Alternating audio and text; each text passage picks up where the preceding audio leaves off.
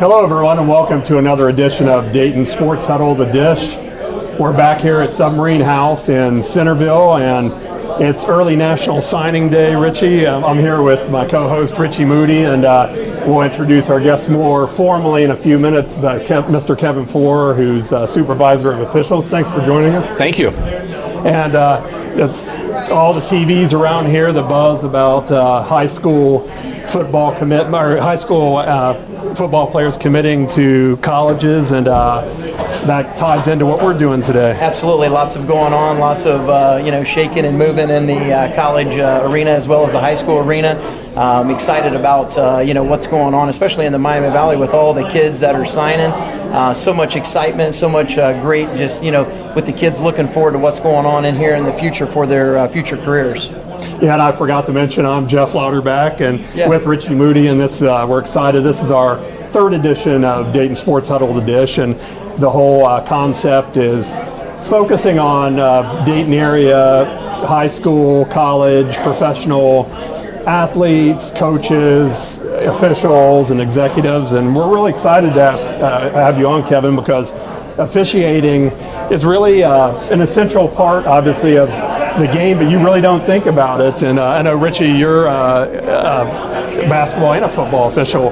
Yeah, absolutely. Well, I'm just a basketball official right now, but I have a new appreciation, and I would encourage all of first-time youth basketball coaches, they should definitely go out and take an officiating class just to learn the rules, maybe not the mechanics of it. I have so much more respect, but also a better understanding of the rules, and I've actually changed my offense as a result of understanding the rules because of it. And and Kevin can elaborate more on a lot of the rules that we went through, but the class is not as in-depth as what one might think, but it's very detail-oriented into the specifics of the rules. But I'll let Kevin elaborate.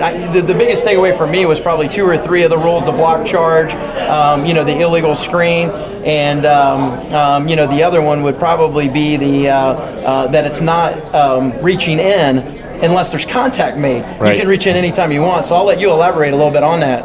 Yeah, and I always laugh because as I taught the class for years, and we have coaches come through it, and I always love to look at coaches' faces as I'm going through certain rules, because they all of a sudden they realize they didn't know the rules, and they know how to coach the game, but they really don't know the rules of the game and everything, and things like setting illegal screens and stuff, and it's never illegal until it becomes an advantage, disadvantage, and it displaces somebody, because you'll hear that she's moving. Well, of course she's moving, or he's moving. If they weren't moving, then nobody would be playing the game of basketball. So until they displace somebody, it's not illegal. So. And you're you have it written down here. You're a supervisor and assigner of officials for the GWAC and several youth sports leagues, and both basketball and football. Correct. Yeah. The GWAC right now encompasses 20 area high schools, mostly Division I, Division II, and a couple Division III schools. And then, so I assign all levels of them through the junior high, freshman, JV, and varsity. And then several other leagues in the area that I take care of their JV, freshmen, and then I assign a ton of kids ball. All total, about 40-some programs for football and about 85 different programs for basketball. Yeah, so it's very busy, and I know going through the class, a lot of the assigners came out, introduced themselves to the officials after you get your license. What would you say if someone is interested in, going into the referee field? What would you encourage them to do? Because I know the class is only offered so many times during the year. Correct. But what would you tell them to watch for during the game, if there's anything in particular? Well, first of all, it's one of the greatest avocations you can get there. You're not going to get rich officiating sports and everything, but you do it for the love of sports. Obviously, Richie, you and I have known each other for years and everything, and we were athletes. And then at a certain point in time, time goes by where we're not athletes anymore, but we still want to be a part of the game, and it's just a great way to be part of the game. So take the classes, get involved. The great thing about officiating is you do it when you want to do it, okay? If you got church on Wednesday night or you got kids involved, you just block out those days and you're able to officiate the nights that you want to officiate. And there's games during that season that are going on basically every night of the week. So if you only want to work 4 nights a week, you will work 4 nights a week. If you only want to work 2 nights a week, and then I love the guys that like to work 7 days a week because because I got games 7 days a week and everything. Where would they find that information as far as the classes and if they were interested? As far as like any information, is there any like social media they could follow, or is it online? It's online. So www.ohsaa.org. That's the Ohio High School Athletic site. You go in there and just click the tab for officiating, and then it'll just follow it through to find the classes and everything. So.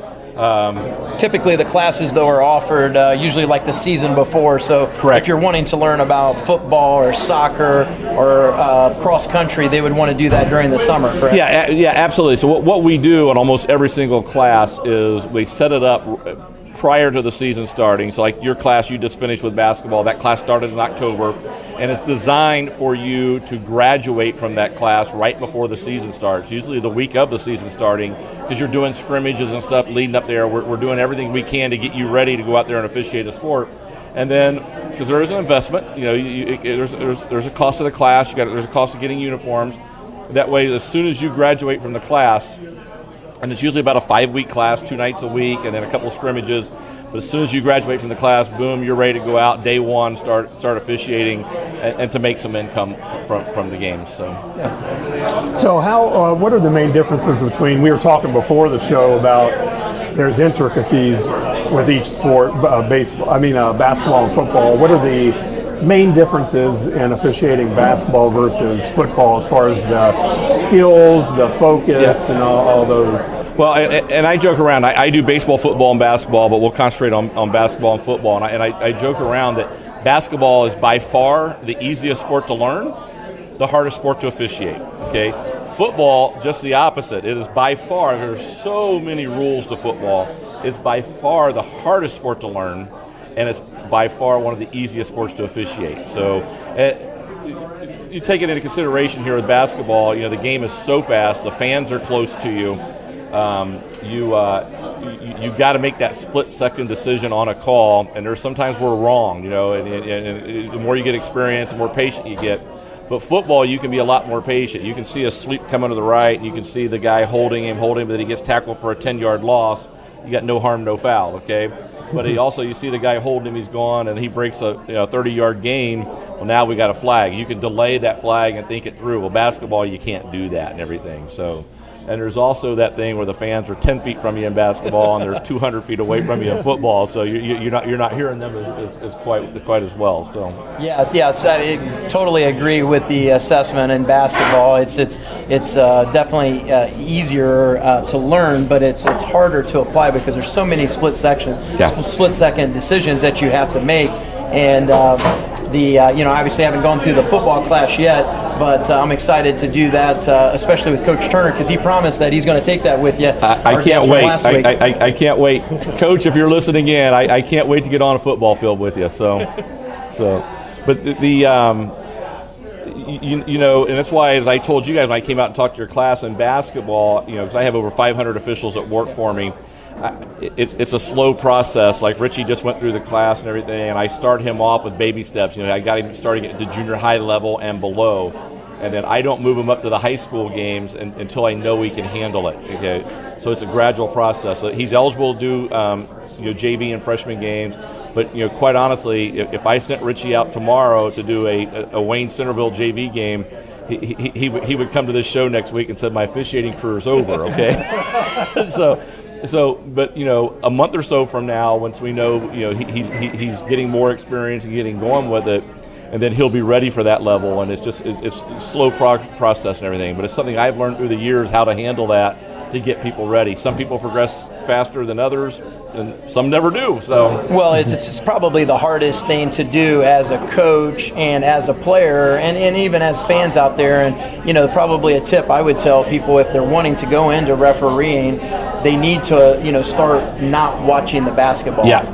Especially in basketball, you want to watch the defender. You want to watch the referees on what they're doing, because they're not watching the ball when you're coaching and when you're playing. And it's great because everybody's watching the basketball, and that's what they should be doing as fans. As referees on the other side, you're trying to judge and make sure that the game's moving smoothly and that there's not any illegal fouls going on. Yeah. Well, the weird thing is, like, after I leave here tonight, I'm going down to University of Dayton, watch the men play tonight. And as you get into this avocation and you start officiating sports and everything, I will watch more of the officials tonight and watch what they do at the college level than the game. And that's what we do as officials. We're watching what they do and their positioning and their mechanics, because, I mean, they're just an upper level of that game. But I think if people have an open mind, it's so, from a coaching standpoint, it's really opened my eyes to the sense of what I can do better as a coach, because you're so focused on the basketball, but you have you got 8 other players essentially out there, because one's guarding and one's playing with the ball. The other 4 people are real essential to set up your plays. Yep. And it really makes you think, especially if you're a strategist or if you're very detail oriented, those type of people would really enjoy to officiate. Yeah, absolutely. Obviously, officiating, say me as a novice, baseball, basketball, and football are the sports I have a lot of knowledge in, not officiating, but in general.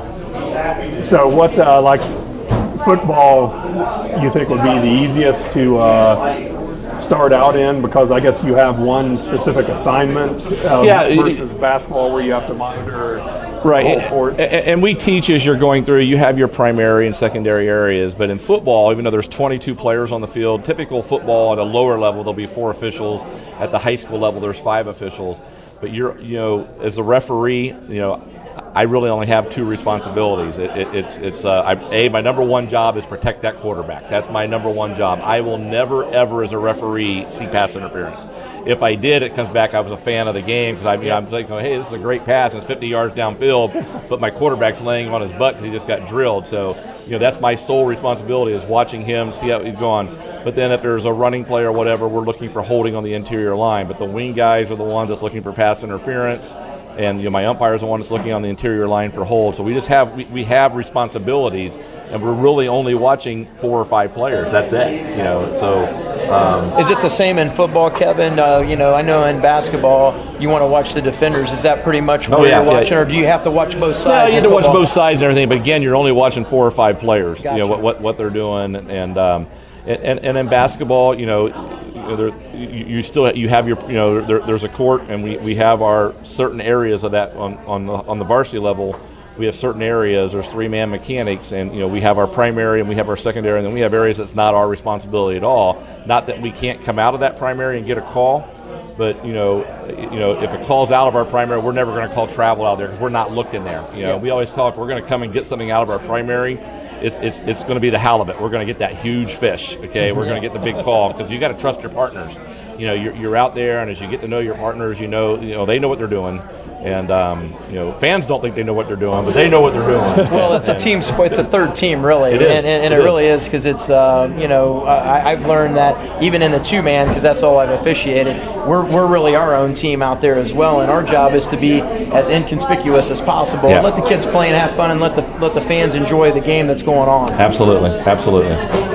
Now, with basketball and football, obviously you could really call some type of penalty or foul every trip down the court. So how do you balance that with, without becoming, as you said, it's important to become or be inconspicuous. Yeah. How do you balance maintaining control versus letting them play? Yeah, you do, and really, Rich, you'll hear this when he just went through the class. We talk about advantage, disadvantage a lot. Okay. Believe it or not, basketball is a contact sport, okay? People don't realize that, but it's a contact sport and everything. So, I mean, if I wanted to call, if I touched you, technically I fouled you, but was there an advantage or disadvantage to it? And, am I letting it play through? Am I helping prevent them? If I see an arm bar going up and they're not displacing them, I'll talk to the players. I'm real big about preventive officiating and say, get your arm off, clean. And just because I had the arm there doesn't mean I displaced you and you were able to move on through the play. So you really look for that, the advantage, disadvantage of it in all sports. So yeah, you guys did such a great job on that, and really as a coach, that helps you understand that it is a contact sport, and it helps you explain to the parents that it's a contact sport as well, because a lot of parents, and especially in basketball at younger age levels, if there's just the slightest bump, they want a foul called, but the kids have to learn that well, did it create a disadvantage for me? If it did, yeah, then it's a foul. But if it didn't, and I can keep playing, it's not a big deal. And that whole, and that goes back to my reaching in thing as well, because a lot of parents, even myself when I first started coaching, I'd see someone reach in and take the ball, and I'm like, that's a foul. No, it's not a foul, because no contact was, or no disadvantage was caused. Yeah, I'll share a good story with you. About 10 years ago, Centerville had Jim Staley, who used to be a long-term coach here, and Jim Staley was the basketball coach at Trotwood when I was a student at Trotwood 30-some years ago. And I knew Jim, and I'd come up through the ranks as an official and everything. And I had Fairmont and Centerville one night, and the Centerville kid is driving, and the Fairmont kid reaches in. I call a foul, and I'm going over to report the foul, and I called the foul on Fairmont. And Jim Staley from Centerville, he is screaming at me. I mean, he is ripping me apart. And I'm going, what is wrong with you? I just called the foul on Fairmont. And he kept screaming. I said, Jim, what is wrong with you? I just called the foul on Fairmont. He said, Kevin, you took 2 points away from me. Because the guy was driving to the basket, and he reached in, but again, it goes back to what I said, there was no advantage, disadvantage. Yeah. I created a disadvantage for the offense because I called the foul. He made a layup. And that was something that really woke my eyes up that night. I'm going, you know what? He's right. That's what we know. We always talk about that. Be patient, let it play through. Yeah. Had I let that play through and passed on it, I took 2 points off the board, and now Centerville's got the ball out of bounds, and guess what he did? He throws the ball in, he threw it away. So I took 2 points away from him, and I realized that night it was a big educational, it was a wake-up call for me that night and everything. But I'm going, man, I just called a foul on the other team, and he's ripping me apart. Well, obviously you touched upon another key element of officiating, having thick skin. Yeah. And what do you teach about that, and how do you, as an official or yourself, how do you go about that when you're getting, you can't really do anything about, obviously, someone in the stands, but a coach or a player, how do you determine that? It's a great thing. So I'll tell you a story, and I don't think I've even shared this with Richie, but, I started umpiring baseball when I was in 8th grade, so I was like my 35th year, or 15 years when I was 8th grade. I was 15 years ago, when I was 14 years old when I started doing baseball, but then I got talked into doing the basketball class, and I was a pretty sensitive kid. I was in my young 20s and everything. I quit the basketball class. I did a couple of scrimmages. I'm going, no, not for me, not for me, And then I got the guy was a minor league baseball umpire that was teaching the basketball class, who had brought me through baseball, and he called me every name in the book for a year. And the next year I went through and did it again, and here I am all these years later, now as an official and the assigner in the area. But, and it's one thing we teach you in the class to, talk about how to handle situations with coaches and everything, and what you go through. One of the biggest things that I always talk about is put yourself in a coach's shoes, okay? And because we're going to blow calls, or we're going to get calls right that they think you might have blown, because, block charge or whatever. Put yourself in a coach's shoes. What have you argued it?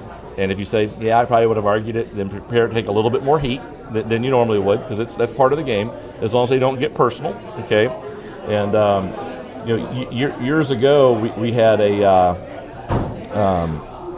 game. I had Wayne and Fairmont in a football game, and I was the white hat, the referee on the crew, and Fairmont had 2 really good running backs, and they were really good with disguising the ball. They had two guys that were just power running backs, and they would fake it to this guy, and he would act like he's running it, and then this guy all of a sudden just takes off this way.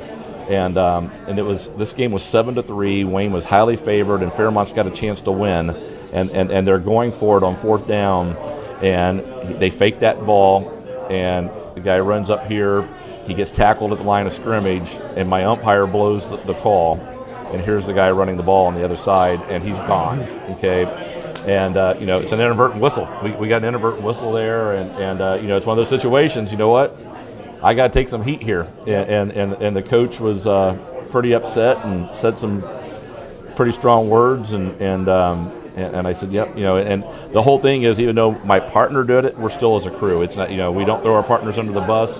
And I said, yes, we screwed you, we goofed it up, and you sometimes you have to own up to it, and that's what we do. But in the class, we teach you how to deal with coaches, and how to answer them when they're getting on you about stuff, and there's a way that you can appease that. Tell them, hey, I'll look for that. It's not how I saw it, but I'll look for that and everything. So,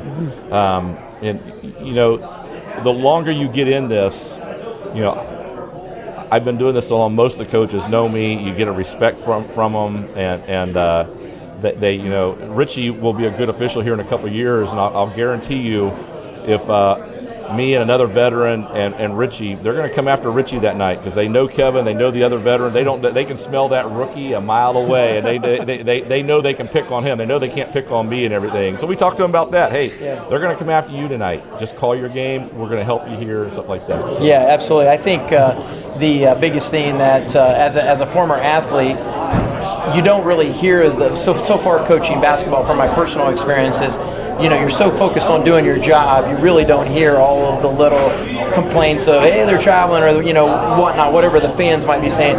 It's almost selective hearing. You want to hear the coach because you got to be able to hear them if they want a timeout, or if they do have, a question on, maybe a rules interpretation, or maybe they're questioning your call, and sometimes you want to give that coach that time, and then sometimes you don't. I mean, so far early on, that's been a fairly big adjustment for myself because I'm so focused on what I'm doing in the plane, and I want to make sure I get the calls right, that most of the time I don't hear what the parents or the fans are saying, but sometimes I get so focused I'm not hearing what the coach is saying, and I haven't missed any timeouts, but I had one coach obviously running down the line, because you're doing your job and watching the throw in like you're supposed to be doing, and I'm like, oh, okay, I can still kill that.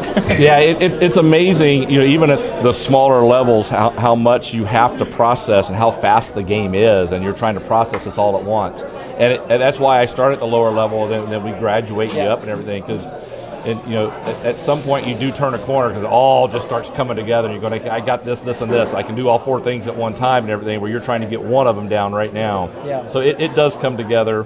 Unfortunately, as fans, they don't understand that for a while and everything. So you just have to be thicker skinned and work through it. But it rewards itself eventually. So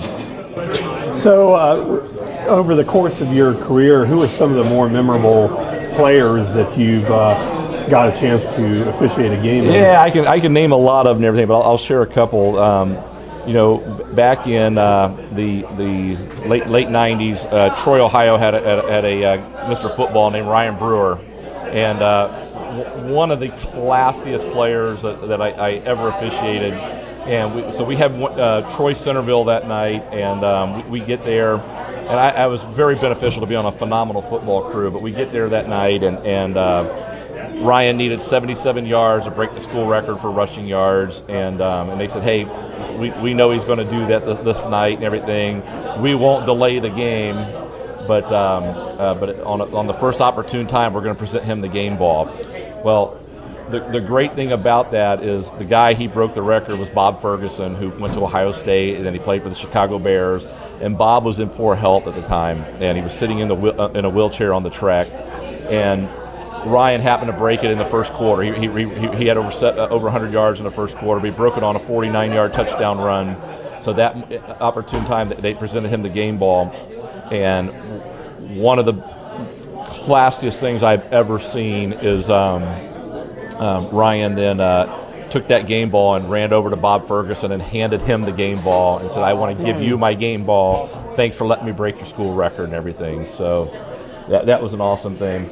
One of the neatest things I ever had is Dayton Christian had a guy named Romain Sato who came in. He was a foreign exchange student from Africa, came in, and he was just unbelievable basketball player. He was one of the top recruits in the entire country, went to Xavier, and I had this game against them and they played at Fairmont High School. This is before Trent Arena. They played that game at Fairmont High School, and they were playing Meadowdale. And the gym was sold out. It was packed, and it was loud as can be. And the opening tip off, they tip it to him. He comes down and he dunks it, and then Meadowdale throws the ball into half court. They steal it and they throw him in for an alley oop. And Meadowdale's got two players underneath of him, and he goes in for this alley oop, and then he hangs on the rim, which he can legally do because he's got two players underneath of him. But he did two chin ups then. And I came with the technical foul with the two chin-ups, and to this day, it's the loudest boo I've ever had in my entire life and everything. So, but it's kind of neat. You get to see some of these athletes. I've refereed flying to the hoops for the last 15 years. I can't tell you all the NBA players I've seen. Baseball. one of the neatest kids who went on to play minor league baseball for years was a kid from Vandalia, Corey Vance, and got to watch him hit 3 straight home runs one night, and which I'd never seen in a high school baseball game and everything. And then the 4th time up, he was trying to hit the home run, and the guy jumped the fence and took the 4th home run away from him, which you don't see that in Major League Baseball. But he had it, and the guy robbed him of 4th home run, and he threw a no-hitter that day. So he was phenomenal. His dad actually worked with my brother at the hospital, and Corey was a tremendous athlete. Just phenomenal. Yeah. Here in the last couple of years, Luke Kennard, who's Mr. Ohio in basketball, and just to get to watch him and see him and officiate against him, and you could just go on and on. Just so many different athletes, and most of them are just good young men, good classy guys, and everything. So. Any state championships that that you refereed, or regional finals that stood out? Yeah, I've had the fortune to do a couple state championships in baseball, and then I've had several regionals through football and basketball. Unfortunately, they just changed the rules for about a 10-12 year period of time there. As an assigner, they changed the voting system about 12 years ago. It used to be 100% coaches vote.